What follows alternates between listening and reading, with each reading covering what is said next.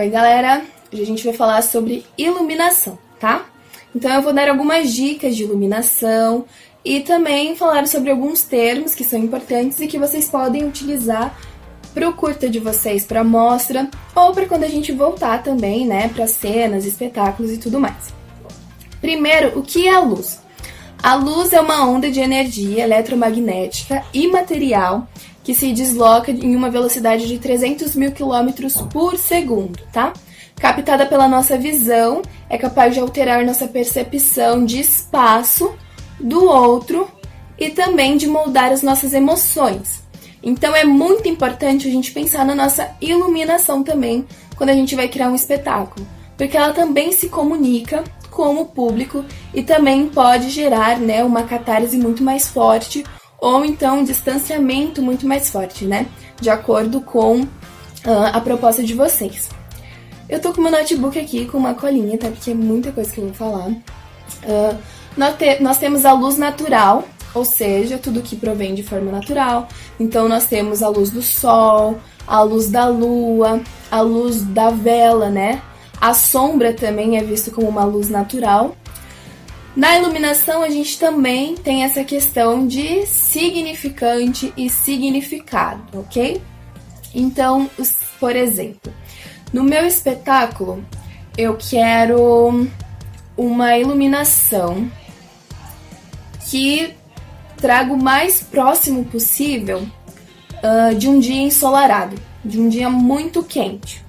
Então eu vou, né, iluminar o meu palco com uma luz âmbar forte, né, com uma mistura ali de amarelo, enfim, para deixar uma cor bem forte, né, que mostre como tá ensolarado esse dia. E aí eu tenho o significante, que é os meus próprios LEDs, né, os meus próprios holofotes, refletores, que vão trazer essa luz, né. E eu tenho significado, que é o que vem pra mim, o que vem na minha mente, que é um dia ensolarado. Então é legal também a gente pensar nessa questão de significado e significante, né? Pensar um pouco na semiótica também, na luz, na iluminação. Nós temos alguns conceitos básicos, tá? Da iluminação. A princípio temos duas opções de estética, tá? Da iluminação, que é a iluminação realista. Então, a luz que busca o máximo de fidelidade ao modelo real. Então, por exemplo, quero fazer esse dia ensolarado. Então, eu vou tentar deixar o mais natural possível, né? Eu não vou jogar um amarelo lá, porque dias ensolarados não é amarelo, né? Tem uma misturinha aí. Tem dias ensolarados que tá um pouco mais laranjinha, né? No final da tarde. Então, eu tenho que chegar o mais próximo possível do real, né? Pra tentar trazer essa realidade. E eu tenho tipo não realista, né? Então tudo que fuja totalmente da realidade. Geralmente em espetáculos que não tem esse cunho, né, naturalista, realista, enfim, que eu tenho mesmo essa questão de distanciar o público, né? Então, por exemplo, quero fazer um espetáculo, né, vai ser mais uma questão de performances. Então, o que me importa mais na performance, né, é a estética visual ali. Não é tentar trazer o público como se aquilo realmente fosse real, né, pra rolar a catarse. Não, vai rolar o distanciamento mesmo. O que importa é a representação livre, né, do que eu quero fazer. A alusão, né, da realidade. Nós temos também a iluminação naturalista, mas a gente não utiliza muito no teatro, é mais em novelas, né? Então, que eles esperam, vão começar a gravar, não sei que hora da manhã, que o sol tá ali, porque daí eu não preciso modificar nada, né, de forma não realista. Eu utilizo essa luz do sol mesmo como o meu recurso. Então, isso é utilizado mais nas novelas, porque nós estamos ali dentro daquele quadrado, utilizamos refletores, então não usamos luz naturalista. Tem uma coisa muito importante que a gente acaba fazendo demais e tem que começar a parar. Tem uma coisa chamada fadiga visual. A fadiga visual acontece quando a gente ilumina demais um palco. Então, por exemplo, quem nunca foi assistir um espetáculo, assistir alguma cena, alguma coisa que ficaram colocando aquelas luzes piscantes piscante, branca, que seu olho nem aguenta mais ver aquilo. E essa fadiga visual, ela acaba distanciando o público, né? Ou acaba fazendo o público perder mesmo o interesse por aquilo. Outra coisa que causa fadiga visual é muito blackout. Por isso que a gente tem que tentar evitar o máximo possível ter blackout nos nossos espetáculos. Ainda mais se é um espetáculo que a gente está tentando criar essa catarse, né? Porque se toda hora tem um blackout ali, o público, sabe, se desconecta e quando a luz volta, se conecta de novo. Então, tentar evitar blackout, né? Então, muitos momentos escuros é muito importante. E outras coisas também causam essa fadiga visual. Ou seja, um palco que é pouco iluminado, que o público tem que tentar forçar a vista para conseguir enxergar. Ou um palco que tá muito iluminado, sabe? Aquela luz de padaria branca que, né, não necessita. Então isso causa um pouco de fadiga visual também. A iluminação no palco, ela possui 3 funções básicas, tá? A função iluminante, né? Que é iluminar o palco, iluminar o ator, iluminar o espaço cênico, né? Valorizar mesmo o ator e tudo mais o que tá ali no palco, né? Tudo que tá ali pro público ver bem essa cena, ver bem as expressões, ver bem tudo que foi colocado de objeto cênico, de cenário, enfim. Temos a função informativa, tá? Serve para vincular informações Ai, meu Deus, não sei falar isso. Meteorológica. Então, que são relacionadas ao tempo, tá? Então, por exemplo, eu quero mostrar que tá um dia muito chuvoso. Então, claro, vou utilizar a trilha sonora também para ajudar. E que tipo de luz eu posso utilizar para mostrar esse dia chuvoso, né? Também tem muito a ver com que horário da tarde está rolando essa chuva. É de manhã, é de tarde, é de noite, né? Eu posso utilizar a luz para fazer alguns efeitos de trovões, né? Para mostrar que é uma tempestade mesmo que está rolando ali. Se eu quero fazer meu espetáculo, se eu quero trazer a impressão de que a cena está acontecendo numa manhã fria, que tipo de luz eu posso utilizar, né? Para trazer o público para acreditar naquilo, para ficar mais realista, né? Aquilo. É uma tarde de calor, enfim. Então essa função informativa tem mais a ver com a questão do tempo mesmo, né? De como tá, é dia, é noite, é de madrugada, e como que eu posso utilizar a luz de forma realista, né? Ou não, para trazer essa representação. E temos a função representativa, né? Que é para trazer determinado lugar, né? Para representar determinado lugar. Então, meu espetáculo acontece num hospital, né? Para representar esse hospital. Não, o meu espetáculo está acontecendo numa balada, então que luz que eu posso colocar, né? Enfim, então tem mais a ver com o lugar onde eu estou. O meu espetáculo está acontecendo num porão escuro, né? Como eu posso utilizar minha luz para isso? E nós temos algumas formas de utilizar essa luz, né? Pensando mesmo de que lugar essa luz está e que efeito ela vai trazer. Nós temos a luz frontal, que é a luz que vem de frente ao palco, né? Então, por exemplo, num palco italiano, nós temos uma vara de luz que fica fora do palco mesmo, né?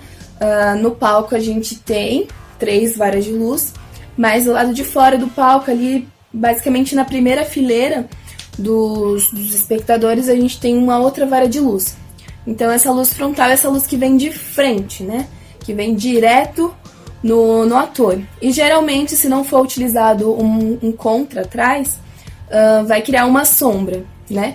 Então isso é bem legal para quem quiser trabalhar com sombra, alguma coisa assim.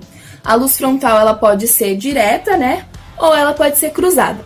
Se ela for direta, vai criar apenas uma sombra atrás de você. Se ela for cruzada, então uma de cada lado, vai acabar criando uma sombra no chão. Isso é bem legal.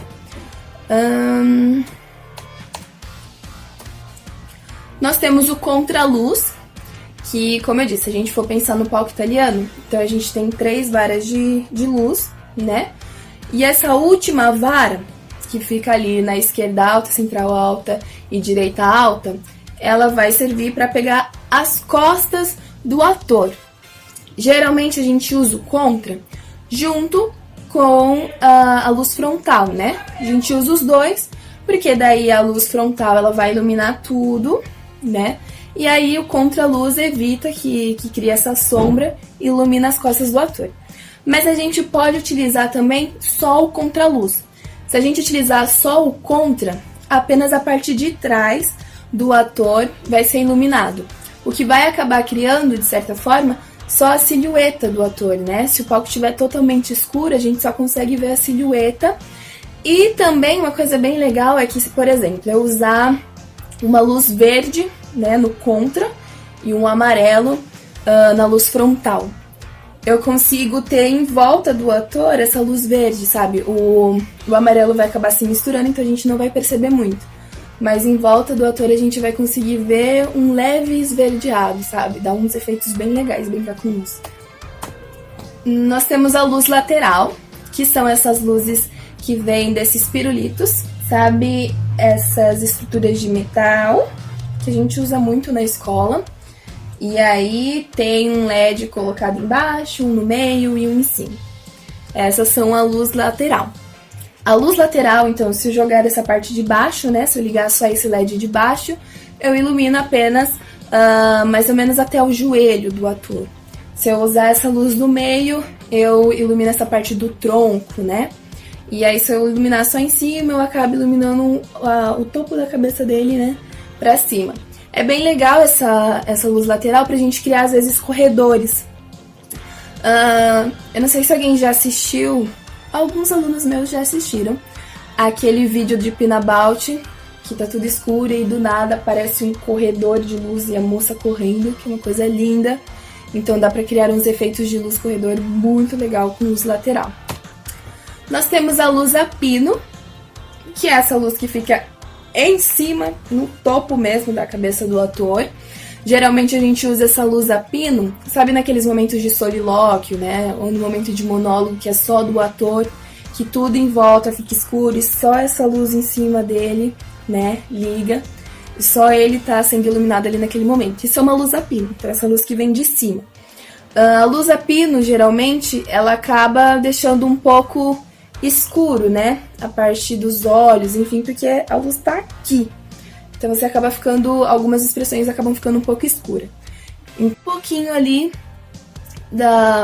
de luz frontal pra dar uma quebra, mas não muito também pra não perder esse efeito, né? Desse círculo no chão e tudo escuro. Enfim, coisas que a gente vai aprendendo e trabalhando aí. Nós temos a luz ribalta, que é a luz que a gente mais utiliza na escola, que é essa luz que vem da boca de cena pra cima. Então, a luz que tá aqui debaixo do palco iluminando pra cima, né? Que a gente coloca no chão. Essa luz geralmente acaba, né? Se você utilizar só uma, a gente consegue ter esse foco também, né? Que o ator vai ficar ali, né, nesse círculo. Se eu usar várias, eu consigo iluminar tudo.